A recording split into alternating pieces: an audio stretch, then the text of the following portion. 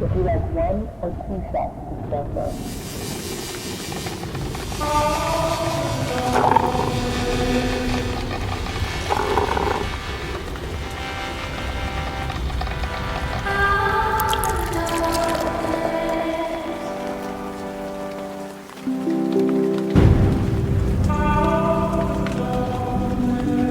Looks like we have a lot to talk about. Hey guys, what's up and welcome back to another coffee talk. Today, we've got a nice Gist Juice brewed because today is the first ever espresso brew of Coffee Talk. So one of the things that I actually wanted to do for 2020 is split up the Coffee Talk so that you guys not only know what kind of topics you're getting into before you click or before you listen, but also too so that I could branch out and talk about, I guess, like a few more different topics or differentiating topics. So today being the first ever espresso brew. Espresso is going to basically be anything that's gist related, anything that's adulting, anything that's motivating. That is all going to be topics that would fit under the espresso category. Now, the other 3 categories of coffee talks are going to be original coffee talks, which are kind of like if we were sitting over a cup of coffee and having life chats together. They'll be kind of more inspirational, more personal, more just, I guess, general. They're the ones that you've basically been listening to up until now. And then the other 2 brews of coffee talks are going to be decaf, which is like health and wellness, environmental, staying more balanced in that kind of aspect of life. And then the last one is cosmic cups, and the cosmic cup or cosmic brews are going to be like more spiritual and, you know, like, do aliens exist? And I guess more of like the hypothetical questions of life. So today we're starting off with an espresso shot, which means we're going to be talking, I guess, kind of like gist or just motivation. We're going to be talking about how to change your habits, okay? So one of the books that I'm actually reading right now, I'm not finished it yet, but it's Atomic Habits by James Clear, and he's actually the guy who I started off the quote with for today's podcast. And this book has been very eye-opening for me because I feel like I'm a big feeler, right? I feel like I'm very right-brained, which means that I tend to kind of tap into my intuitive feelings and my emotions more than I tap into kind of my logical side or my more, I don't know, that's just kind of the way my cookie crumbles. So to read this book, Atomic Habits, it's been super eye-opening in the sense of it's made me, I guess, more aware or just download more of the logical side of habits. And instead of being like, you know, why am I doing this habit? Like, what emotion is this tied to? Like, what triggered this? What did that? Instead of looking at habits that way, I've just kind of, I guess, looked at habits as more of, what's a good way to put it? I guess just more objectively and just been like, you know what, do you like this habit or do you not like it? And given that answer, are you going to keep it or are you going to ditch it? Or if there's a habit that you're not already doing and you want to introduce it into your life, like basically connect it to a good why and then find a way to do so. And just, yeah, that's been kind of the mood going into 2020. I feel like I've been further sharpening a lot of the habits that I already had going, as well as creating some new ones. And in a lot of ways, kind of conjoining the idea of being more logical about habits, but also kind of syncing them to happier and more positive emotions. So it's been an experience, you know? And I figured that I could sum up some of the ways that I've found has helped me change my habits, whether I've been adopting new habits or trying to kick bad habits, and put them all into one little espresso coffee brew for you. So with that said, I'm going to jump in and just tell you guys basically the 7 steps, tips, or whatever you want to call it, that I have basically pulled together in order to allow you to change your habits and how I changed mine. So first things first, in order to change a habit or to adopt a habit, you kind of have to know what habits you're already performing. Now, this is kind of the fun part of the experiment, because if you don't really know exactly how you're living your life, which that sounds kind of weird, but I guess like consciously, if you're not aware of the habits that are already taking place, then it's going to be really impossible to 1, change your life, but also to 2, know exactly how to implement new or better habits if that's kind of what you're looking to do. So kind of call this like, I guess, the experimental phase, because if you don't already know exactly what habits you're attacking or which ones you're introducing, then you kind of get to go into a little bit of a trial period where you start basically documenting things, or you can create triggers for yourself to notice when you're doing something. One really good way of doing that is actually setting alarms on your phone, or if you wear any kind of like, fitness watch, you can do alarms that are on vibrate, or a vibrate on your phone as well. Like if you don't want your alarm to basically like shout out in the middle of work or school, then just kind of turn it on vibrate, or you can make it a specific time of day, like when the clock hits a certain hour or a certain time. If you notice that the minute is ever at the 15 marker, ends with a 5, then you kind of have to ask yourself, what am I doing right now? And there's so many different ways that you can kind of, I guess, get a better idea or a general overlook as to what kind of habits you're already performing. But the step is kind of crucial and super important, because it's not about necessarily judging the habits that you already have, or, I guess psychoanalyzing yourself and wondering like, why am I doing this? What is this? Or like, just basically don't take it too seriously. This is just generally wanting to know, how are you living your life right now? Is it benefiting you? Are you gaining the most enjoyment? Do you feel like you're maxing your potential?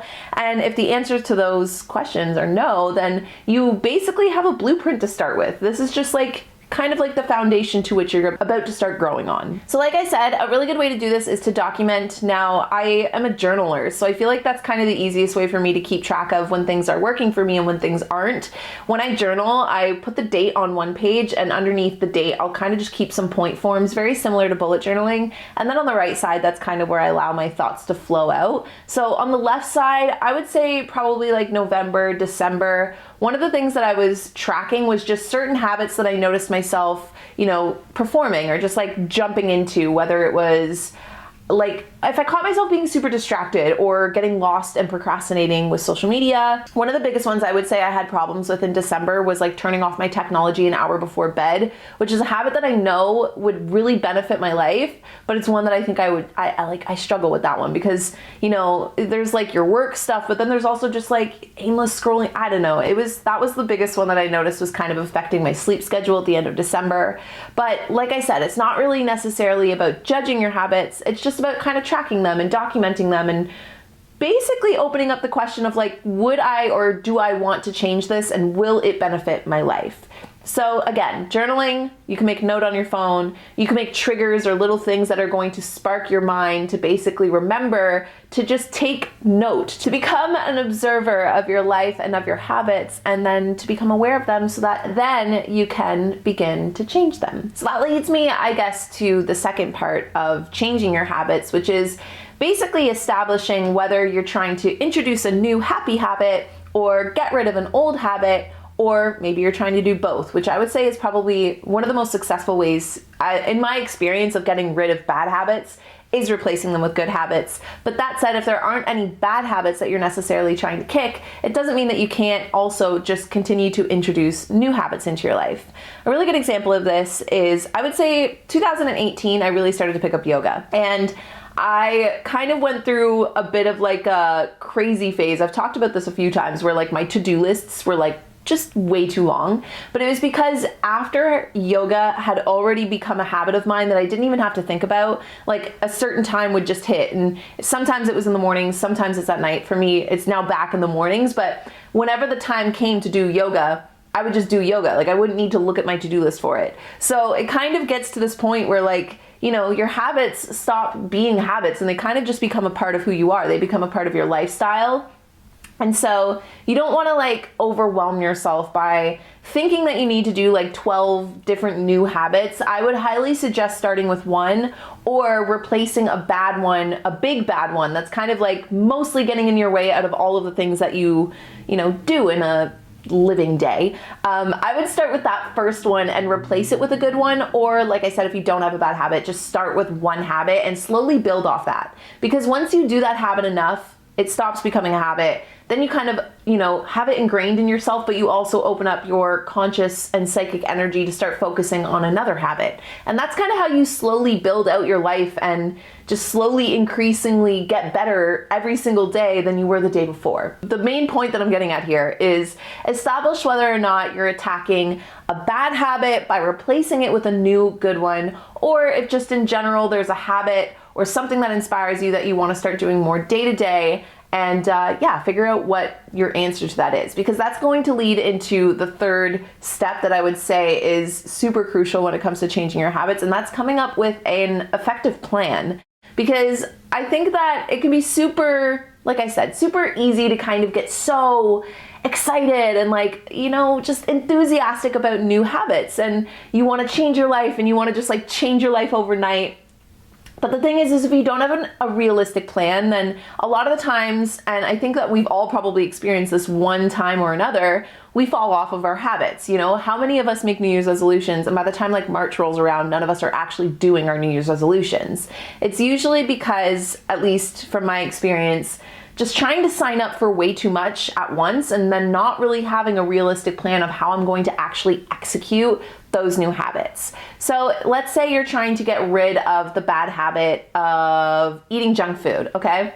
If you're trying to nix the bad habit of eating junk food, you need to have an actual plan of exactly how you're going to do that. So if you're actually aware of your habits of eating junk food, for instance, one really good one and one that I've actually conquered before in my life was I went through a really long phase of ordering Uber Eats like all the freaking time. It was pretty much the end of 2017, and I would say 5 out of 7 nights of the week I was ordering food. So not only was this not good for my health or like my general, just like the foods I was eating, because it's not necessarily that I was choosing terrible foods, it's just that I wasn't choosing healthy foods, you know? Like I'd be like, veggie burger and fries, and then Thai food, and then sushi, and like it wasn't that bad, but when you're eating takeout all the time, like you're increasing your sodium, it's just healthier to eat food at home. And I knew I wanted to eat food at home, but it had become so habitual that I just didn't even think of it. Like 5 p.m. would roll around and I'd be scrolling on Uber Eats trying to figure out what I wanted to eat next. The other reason why I wanted to cut that habit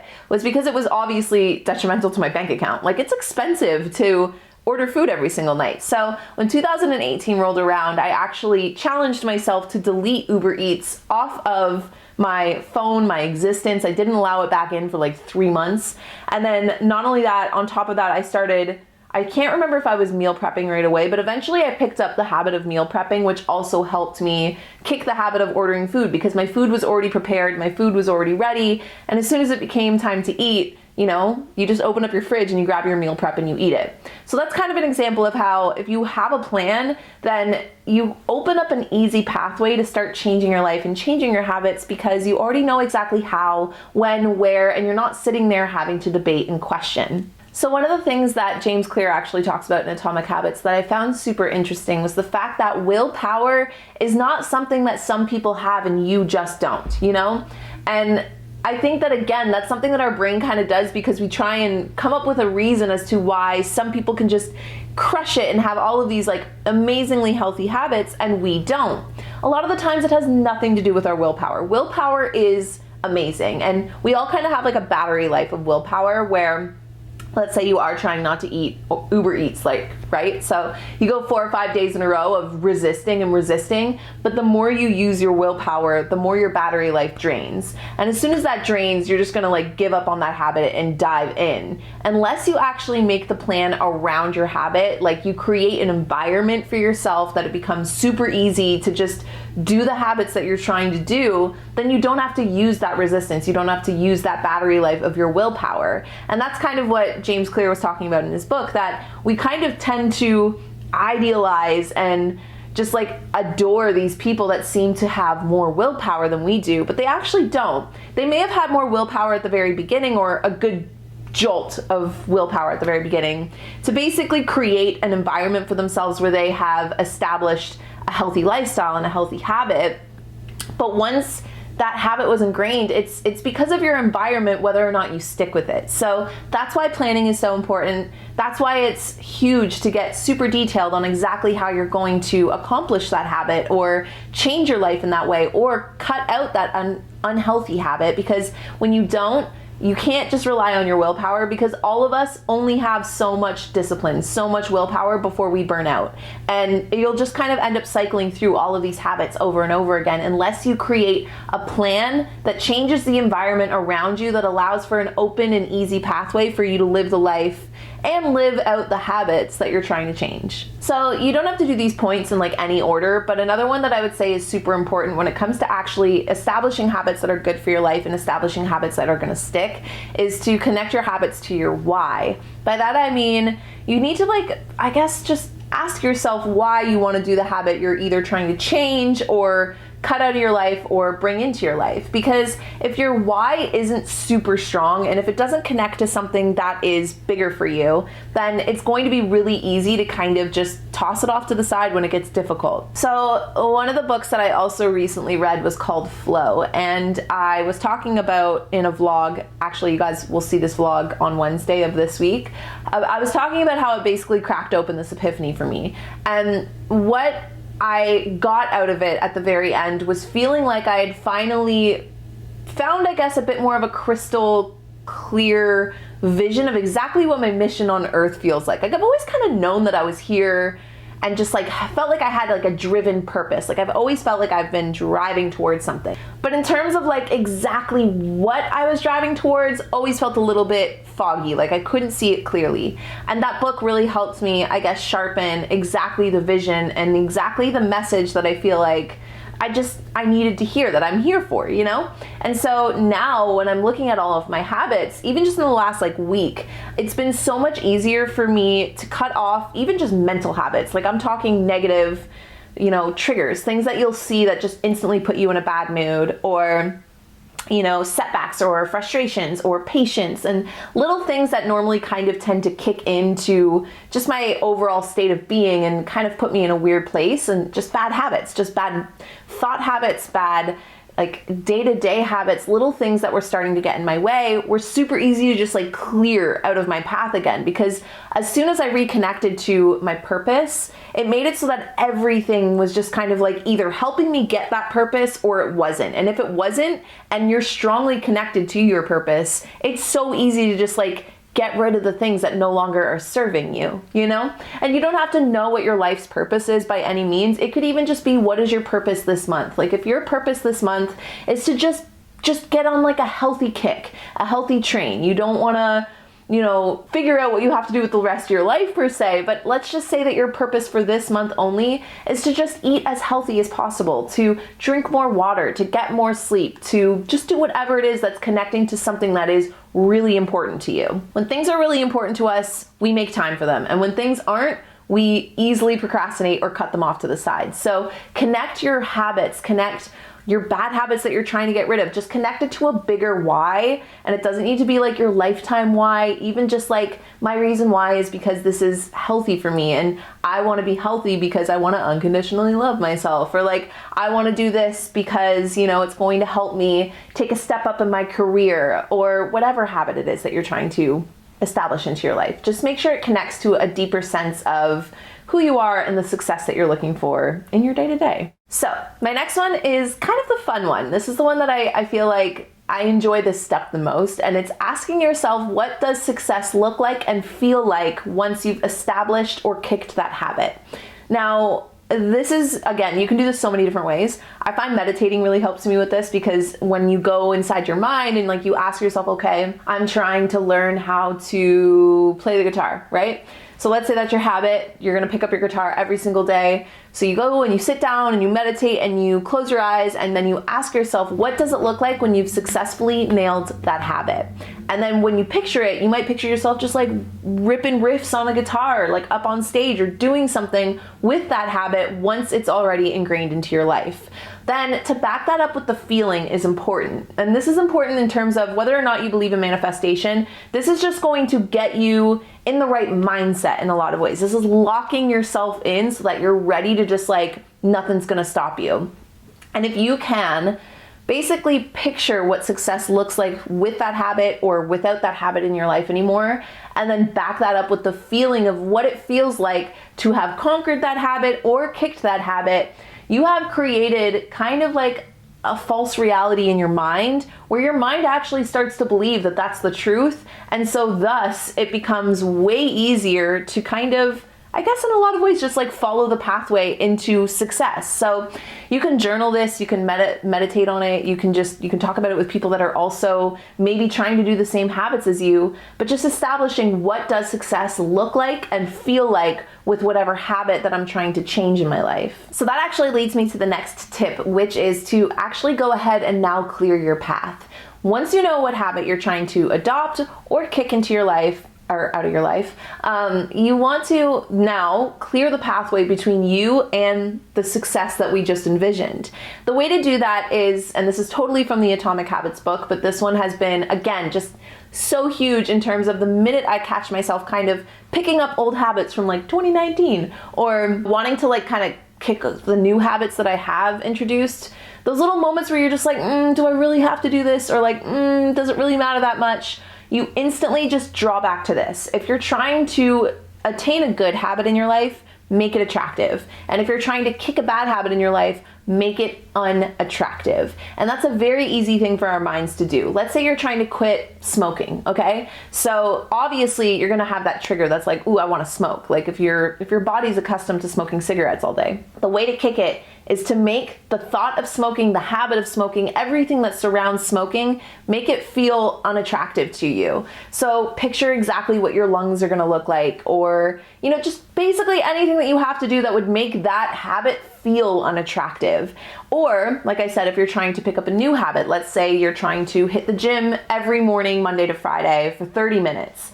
You wake up on the first Monday and you're like, oh my God, the last thing I wanna do right now is go to the gym. The trick is to make going to the gym seem attractive. One of the ways that I actually have found has helped me the most when it comes to yoga and the gym is definitely workout gear. Now I'm just like, I'm an aesthetic person. Like I feel like I like to picture a mood and then kind of express myself through the way that I wear my clothes, the way that I like, just the way that you put things together, you know what I mean? Like your house and your whatever. So I feel like that's a big way that I tend to express my feelings. And so when I think about making going to the gym seem more attractive, if I feel like I have a cute, like paired up yoga set, or if I feel like I have just like a ballin' outfit to go on a run in, it's making me more excited. It's making the thought of going for a run or the thought of spending an hour and trying not to like be distracted and just do yoga, it's gonna make it seem so much more attractive to me. And that's just because that's just the way my brain works. But becoming or making a habit become attractive can be different for a lot of different people. Another thing could be like, what if it's listening to your favorite playlist when you work out? It could be, you know, maybe there's a cute guy at the gym that you just like to see. So you make it attractive in that way. Or you get a gym buddy and that person's kind of holding you accountable, and you just like kind of basically make whatever it is that you're trying to do seem like it's a super attractive idea so that it's so easy for you to just want to do it. Or obviously vice versa, you make the habit that you're trying to kick out of your life seem really gross and unattractive to you and like just like ooh, so that when that impulse to do that bad habit kicks in, you're kind of like, no thank you, that was like a weird flare, I'm just gonna get right back into, you know, the pathway that I've cleared for myself. So my last and final tip when it comes to changing your habits, especially for the new year, is just get through the first week. Even though the first week of 2020 is already gone, even if you've set resolutions and you already, you know, feel like you failed, or you didn't set resolutions and now you're feeling like you missed the ball, screw it. Honestly, time is such an illusion. All you need is like one strong week of dedication. After the first week, it becomes easier. Think about it. Like the first time hitting the gym, the first time doing that habit, the first time that you're trying to either not do something that has become habitual or introduce something new that you've never done before, it's going to feel uncomfortable. And as long as you can basically mentally prepare yourself for that, just become aware of the fact that it isn't going to feel good the first time, you can kind of, I guess, give yourself that insurance policy of like, I know that the first week is gonna kind of feel crappy or suck or uncomfortable, but once I get through the first week, the second time is gonna be easier. Third time will be even easier than that. Fourth time will be so easy, I'm not thinking about it. The fifth time, I don't even need to write it down on my to-do list anymore because it's officially become a habit. And I feel like this is where most of us either fall off or give up, is within that first week, because it is always the most uncomfortable. It's always the beginning that we need the most energy, that we need the most discipline, that we need the most focus. But once you get through that first little area, that first trial period, that first week, everything will start to flow more naturally. Everything will start to feel a lot easier. And then slowly but surely, you'll notice that all of your habits are starting to change, and thus your life is starting to change, thus your destiny starts to change, thus just you change, and you're just all around exactly what you envisioned, and you feel what you were feeling, and you've gained success with changing habits in your life. So there you guys have it. Those are my 7 tips when it comes to changing habits in your life, specifically for the new year, new decade. I want to hear what kind of habits you guys have been changing. Be sure to leave them in a comment. I would say that for 2020, the biggest ones has been, okay, one of the big ones, and it's normally when I'm driving, but just in general, is catching myself when I start to hit like a negative spiral. And I feel like it's totally normal for us to do this, but I find that I could be having the best day in the world and like someone could cut me off, or you know, just something like reading a nasty comment or something along those lines, and all of a sudden I catch myself, even if it's not about what the person said or the fact that the person cut me off, it just like instantly triggers this like negative loop that I find myself getting a little stuck in sometimes. So I've made it kind of, I guess, a habit in a lot of ways to catch myself in those negative loops and instead to spin it or like flip it on its head and try and bring unconditional love to the situation, which sounds kind of corny, but basically just like, you know, if it's someone cut me off, I'm like, you know what, let's just let them in. Let's not let that bother me. Or if I read something mean, it's like, that person might be having a bad day. I hope they're Gucci, but I'm not going to take that too personally, and just kind of move on with my life. And again, I feel like I'm only in like week 2 of 2020, but I started to introduce a lot of the habits that I was looking to take into the new year in December. And I'm still feeling a little uncomfortable with some of them, especially like the catching yourself in the negative loop. But some other ones are just, you know, yoga. I've been doing way better at staying less distracted with yoga and meditation, journaling, and a lot of like book related things. I've talked about a lot of them in my blog. So if you guys want to catch up on habits, then definitely go check out this Wednesday when it goes live. But yeah, those are basically the main ones that I've been kind of focusing on. Not too much pressure on 2020 and just kind of drifting in and keeping the good habits sharp and the bad habits ugly and at bay. So I hope you guys enjoyed today's espresso chat. If you guys have any other gist, adulting, or motivating, any like topics that fall under that would go under the espresso brews, leave those down below as well, because I'm taking all of the requests for 2020 and just basically mapping out all of the espresso brews that we're gonna do. The plan is to have at least one of all of the different brews every single month. So I'm taking tons of requests for any of the brews, but specifically considering we just did an espresso brew, you can leave your espresso brew requests down below. Aside from that, I hope you guys enjoyed today's coffee talk, and I'll talk to all of you guys next week. Bye guys.